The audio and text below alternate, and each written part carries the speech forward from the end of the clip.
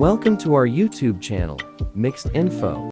अस्सलाम वालेकुम guys, welcome to my YouTube channel mixed info. तो आज की मेरी इस वीडियो का टॉपिक है जी हमल के दौरान होने वाली उल्टी या मतली। तो आज की अपनी इस वीडियो में मैं बड़े आसान अल्फाज में आपको ये समझाने की कोशिश करूंगा और आपको बताऊंगा कि आखिर इस हमल में होने वाली उल्टी की वजूहात क्या हैं, इससे बचाव कैसे मुमकिन है, इसका ट्रीटमेंट या इलाज कैसे किया जाता है और कुछ ऐसी मिसकंसेप्शंस या गलत फहमियां हैं जिनकी वजह से आपको नुकसान उठाना पड़ सकता है अगर आप उन पे अमल करती हैं। तो वो भी मैं आपके साथ शेयर करूंगा ताकि आप उससे बच सकें और आपकी और बच्चे की सेहत बेहतर रहे। तो ये सारी डिटेल इंशाल्लाह इस वीडियो में मैं आपको दूंगा, लेकिन उससे पहले मैं आपसे गुजारिश करूंगा कि अगर आपने अभी तक मेरे इस चैनल मिक्स्ड इन्फो को सब्सक्राइब नहीं किया हुआ तो मेरे इस चैनल मिक्स्ड इन्फो को सब्सक्राइब जरूर कर लें। यहाँ पे आपको मेडिकल से रिलेटेड काफी इन्फॉर्मेटिव वीडियोस मिलती रहेंगी। बेल आइकन को भी जरूर दबाइएगा ताकि मेरी आने वाली वीडियोस भी आपको मिलती रहें। और लास्ट में अगर आपको ये मेरी वीडियो पसंद आती है, इससे आपकी इन्फॉर्मेशन में इजाफा होता है, तो वीडियो को लाइक भी कीजिएगा और दूसरों से शेयर भी कीजिएगा। तो चलते हैं जी अपने टॉपिक की तरफ। तो सबसे पहले अगर बात की जाए कि आखिर ये हमल के दौरान उल्टी या मतली की वजह क्या है, तो हामला खवातीन के जिस्म में एक हार्मोन जिसको हम बीटा HCG हार्मोन बोलते हैं, ये बढ़ जाता है। जब ये ज्यादा बढ़ जाता है तो उसकी वजह से अक्सर खवातीन में ये उल्टी और मतली की कैफियत स्टार्ट हो जाती है।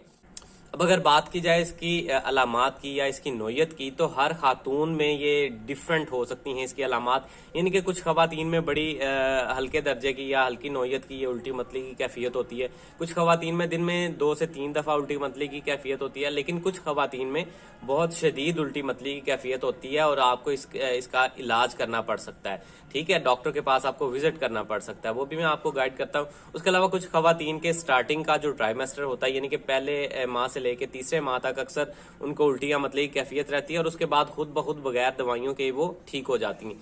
कुछ खवातीन में ये दौरानिया इस 9 माह की प्रेगनेंसी में डिफरेंट हो सकता है, यानी कि पहले नहीं तो दूसरे नहीं तो तीसरे ट्राइमेस्टर में ये मसला हो सकता है। और बाज खवातीन में थ्रू आउट पूरी प्रेगनेंसी ही उनको ये उल्टी और मतली की कैफियत रहती है। तो बात करने का मकसद ये है कि हर खातून के हिसाब से इसकी अलामात और इसकी नोयत जो है वो डिफरेंट होती है। अब अगर बात की जाए इसके इलाज की, तो जैसे कि मैंने आपको बताया कि हर औरत में ये अलामात या इसकी नोयत डिफरेंट हो सकती है, तो इसी तरह से इसका ट्रीटमेंट भी मुख्तलिफ होगा। यानी कि अगर किसी एक खातून को जब वो सुबह उठती हैं तो उस टाइम उनको उल्टी और मतली होती है दिन में एक दफा, जिसको हम मॉर्निंग सिकनेस बोलते हैं, लेकिन बाकी सारा दिन वो ठीक रहती है, वो जो कुछ खाती पीती है उसको हजम हो रहा है, उसका मैदा वर्क कर रहा है सही तरह से और खुराक हजम हो रही है, उसको खा पी रही है, तो एज सच उसको कोई अद्वियात इस्तेमाल करने की जरूरत नहीं है। कुछ खवातीन में दिन में से 1 से 2 से 3 से 4 दफा भी उल्टी हो सकती है, ज्यादा दफा मतलब उल्टी हो सकती है। उन खवातीन को कुछ मैं टिप्स देता हूं जिन पे वो अमल करके इससे बच सकती हैं। तो सबसे पहले आपने ये ट्राई करना है कि घर में लीमू या पुदीना या अदरक इसको आप च्यू करें, यानी कि चबाएं। इसकी वजह से भी आपकी ये उल्टी और मतली की कैफियत जो है ये बेहतर हो जाती है।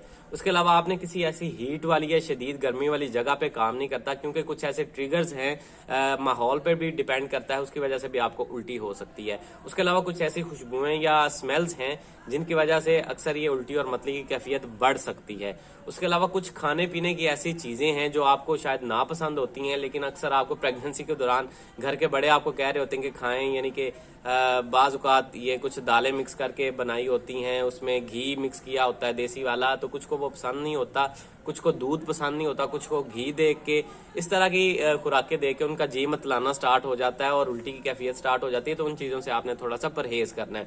उसके अलावा आपने ट्राई करना है कि आप पेट भर के नहीं खाएं।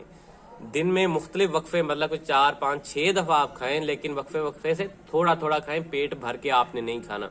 दूसरा, आपने लिक्विड्स की तरफ थोड़ा ज्यादा ध्यान रखना है। आपने लिक्विड्स ज्यादा पीने हैं, यानी कि जूसेस पी सकती हैं आप, नीमकोल का इस्तेमाल कर सकती हैं, लीमू पानी पी सकती हैं और भी अच्छे वाले मशरूबात, ये कोल्ड ड्रिंक्स वगैरह से परहेज, बाकी अच्छे मशरूबात आप इस्तेमाल कर सकती हैं। लिक्विड की तरफ थोड़ा ज्यादा ध्यान रखें। उसके अलावा ज्यादा ठोस गजाएं, सख्त गजाएं, तेज मसाले, तली हुई चीजें, जंक फूड, इससे आपने परहेज करना है। तो इन चीजों पे आप अमल करके काफी हद तक इस उल्टी और मतली की कैफियत से बच सकती हैं। उसके अलावा आपने अपनी नींद का ख्याल रखना है। 8 घंटे लाजमी आपने नींद अपनी पूरी करनी है। उसके अलावा अगर बात की जाए इसका नेक्स्ट आ जाता है तीसरा दर्जा, जिसमें शदीद उल्टी होती है। इस हालत को हम बोलते हैं हाइपरमेसिस ग्रेविडेरम।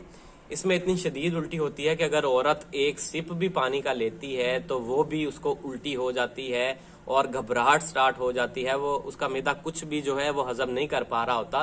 इस कंडीशन में आपको डॉक्टर के पास जाना पड़ता है।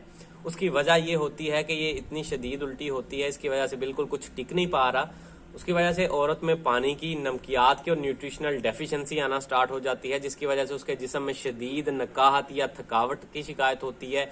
उसका सर भारी हो जाता है, उसको चक्कर आते हैं, जब वो बैठ के उठती है उसकी आंखों के सामने अंधेरा आ जाता है, शदीद जिस्म में कमजोरी फील करना स्टार्ट कर देती है, उसका जिस्म कपकपाना स्टार्ट कर देता है।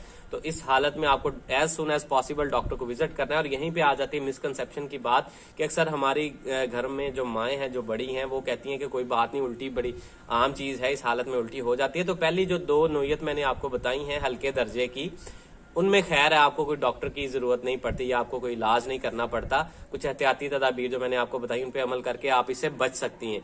लेकिन अगर इस तरह की शदीद उल्टी हो और हाइपरमेसिस ग्रेविडेरम की शिकायत आपको हो जाती है तो आपको डॉक्टर के पास जाना पड़ता है। वहां पे आपको डॉक्टर्स अक्सर पानी की कमी और नमकियात को पूरा करने के लिए ड्रिप्स का इस्तेमाल करती हैं। उसमें कुछ इंजेक्शन इस्तेमाल किए जाते हैं जिससे आपकी उल्टी और मतली की कैफियत भी बेहतर होती है और जिस्म में कुछ ताकत भी फराहम होती है उसकी वजह से। उसके अलावा कुछ ऐसी अद्वियात, गोलियां भी हैं जिनका इस्तेमाल इस हालत में करवाया जाता है। इससे नेक्स्ट आने वाली 2 वीडियोस में इंशाल्लाह इन अद्वियात पे ही बना रहा हूं, तो मेरे चैनल को सब्सक्राइब जरूर कर लीजिएगा ताकि आने वाली वो वीडियोस भी आप लोग देख सकें। तो इंशाल्लाह डिटेल के साथ वो वहां पे मैं उन मेडिसिन के बारे में बात करूंगा। तो इस वीडियो के हवाले से इतनी ही इन्फॉर्मेशन थी। अगर आपको वीडियो पसंद आई है, इससे इन्फॉर्मेशन में आपके इजाफा हुआ है, तो वीडियो को लाइक कीजिएगा, चैनल को सब्सक्राइब कीजिएगा। अल्लाह हाफिज।